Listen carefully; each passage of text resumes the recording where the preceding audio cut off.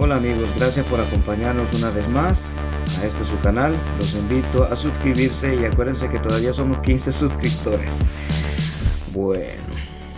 Bueno, como ya hemos visto, el presidente Nayib Bukele no para de trabajar y de sorprendernos con obras de calidad casi todos los días.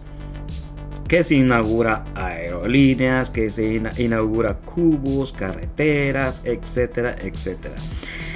Esta semana inauguró la planta potabilizadora Torovoz, más conocida como Las Pavas, que por décadas fue olvidada por los anteriores partidos corruptos, ahora moribundos. Veamos este video.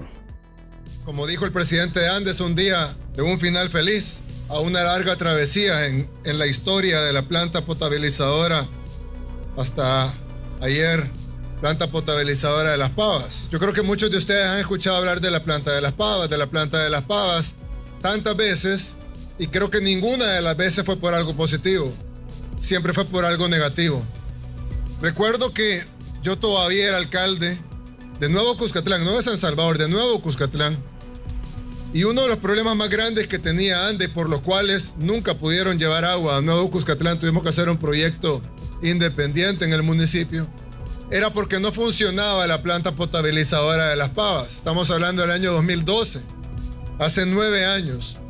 Y hace 9 años lo viví como alcalde, pero la planta no funciona desde 1997. La planta fue construida en 1992, en 1997 requería ya un mantenimiento grande porque tenía 5 años la planta, pero en ese entonces el gobierno del presidente Calderón Sol decidieron no hacer el mantenimiento. Luego, como ustedes saben, vino aquel famoso presidente de ANDA, Carlos Perla, quien fue a la cárcel por corrupción. Estuvo, si no me equivoco, 10 años en la cárcel por corrupción y nunca se arregló la planta potabilizadora de Las Pavas. Luego vino el gobierno de Francisco Flores, que también, bueno, en ese caso el presidente murió en arresto domiciliar por corrupción. Y no se hizo nada. Luego vino el gobierno del presidente Antonio Saca, quien está en prisión por corrupción, y pues tampoco se hizo nada. Luego vino el gobierno del presidente Mauricio Funes, quien huyó del país y se nacionalizó nicaragüense por corrupción. Tiene 7 órdenes de captura, y pues tampoco se hizo nada. Y luego vino el gobierno del expresidente Sánchez Serén, quien también huyó, también se nacionalizó nicaragüense por corrupción, y pues tampoco se hizo nada. Yo recuerdo que se hablaba de Las Pavas, que si no se hacía algo rápido iba a tronar la planta y el Gran San Salvador se iba a quedar sin agua. Pues entonces, allá en el 2015, el gobierno del expresidente Sánchez Serén dijo, bueno, necesitamos arreglar la planta potabilizadora de Las Pavas, y financiaron el proyecto. Sin embargo, nunca se vio nada. Pero en el año 2019, cuando ya éramos gobierno, recuerdo que me dijeron, presidente, tenemos un grave problema. Y el problema es que para poder arreglar Las Pavas nos tenemos que quedar unos días sin agua. 3 días, más un día en lo que se llenaban las tuberías de nuevo, 4 días sin agua. Y pues si bien veníamos de tiempos en donde pasar 4 días sin agua era algo normal, nosotros decidimos, tenemos que hacer un plan de contingencia para esos 4 días sin agua. Incluso la empresa privada nos ayudó con pipas, se repartieron botellas de agua en las casas. Y entonces decidimos meterle de lleno y dejar la planta potabilizadora de Las Pavas como el pueblo salvadoreño se merece, como una planta que trabaja al 100% y que produce no solo una gran cantidad de agua, que llega a su máximo de producción de agua, sino que además tenga agua de calidad. Y las mejoras se pueden ver. Hay que agradecer la cooperación internacional con la que se hizo una inversión de $78 millones y además al Banco Centroamericano de Integración Económica, que también nos financió los restantes $16.5 millones. Esto era lo que había antes.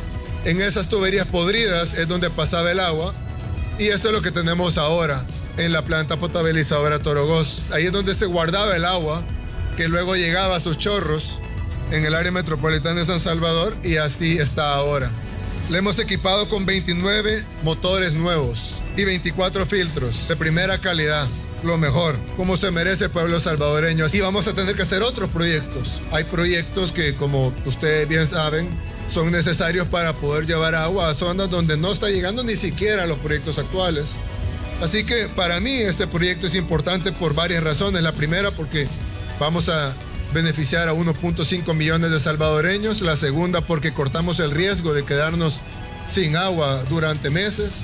Alguien puede decir, bueno, pero el presidente está hablando de agua y yo todavía tengo problemas de agua. Claro, porque esta planta abastece a un gran porcentaje de la población de El Salvador, pero no es ni por cerca la mayoría. Todavía tenemos, por ejemplo, en la zona norte y en Santa Tecla, está siendo abastecida por una planta cuyas condiciones están peores que las que encontramos en la planta de Las Pavas, otro gran proyecto que el presidente anda va a tener que ejecutar para poder dejar esa planta de la zona norte para abastecer la zona norte de San Salvador y la zona de Santa Tecla como estamos abasteciendo con esta planta.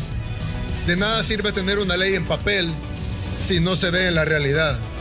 Y entonces se está haciendo una ley que funcione en papel, que ponga los marcos legales necesarios, pero que a la vez se vean en acciones, que se vean en obras como esta. Así que esta ley del agua que se está discutiendo en la Asamblea va a ser muy importante. Primero porque se va a hacer otra deuda histórica que tiene más de 20 años en discusión, pero además porque va a ir acompañada de acciones y obras reales que le van a dar beneficios reales y palpables a nuestra gente, que al final es la razón por la que estamos aquí. Muchas gracias a todos, que Dios los bendiga, que Dios bendiga esta gran obra y que Dios bendiga a nuestro país, El Salvador.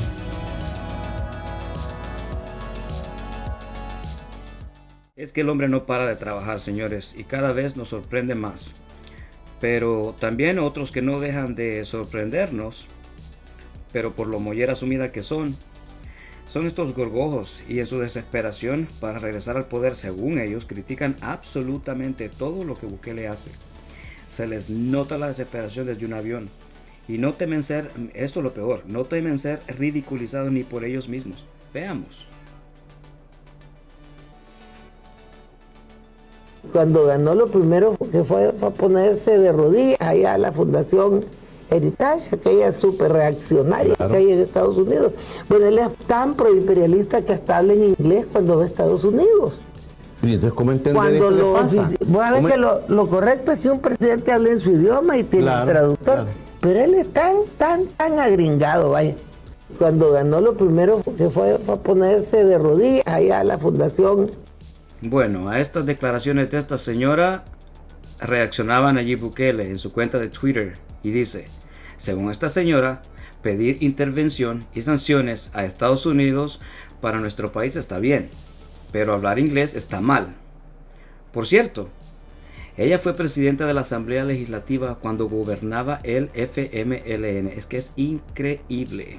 La señora también se tomó el tiempo de llamarnos a los salvadoreños muertos de hambre. ¿Cómo ven? Escuchemos. Bukele no se parece a Maduro, aunque aquí le hagan la gran comparación.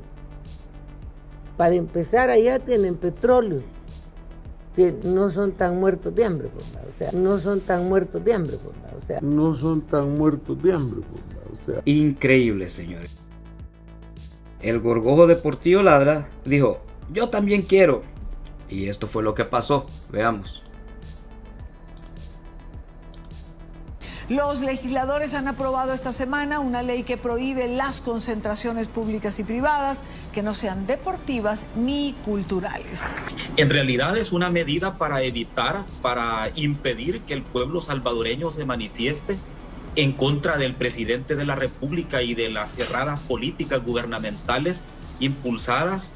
Esta es una clara violación a los derechos fundamentales de nuestros compatriotas, sobre todo porque han habido dos marchas recientemente multitudinarias, marchas sin precedentes en la historia de El Salvador, precisamente en contra de políticas erradas, como por ejemplo la implementación de la ley Bitcoin, como por ejemplo en los altos índices de pobreza y criminalidad en El Salvador, como por ejemplo la falta de agua potable en las colonias, en los municipios, en las comunidades, la falta de oportunidades y empleo para los jóvenes, y sobre todo una dramática escalada de corrupción en el gobierno, donde incluso organismos internacionales han señalado que la pandemia ha sido utilizada para cometer graves actos de corrupción en detrimento del erario público.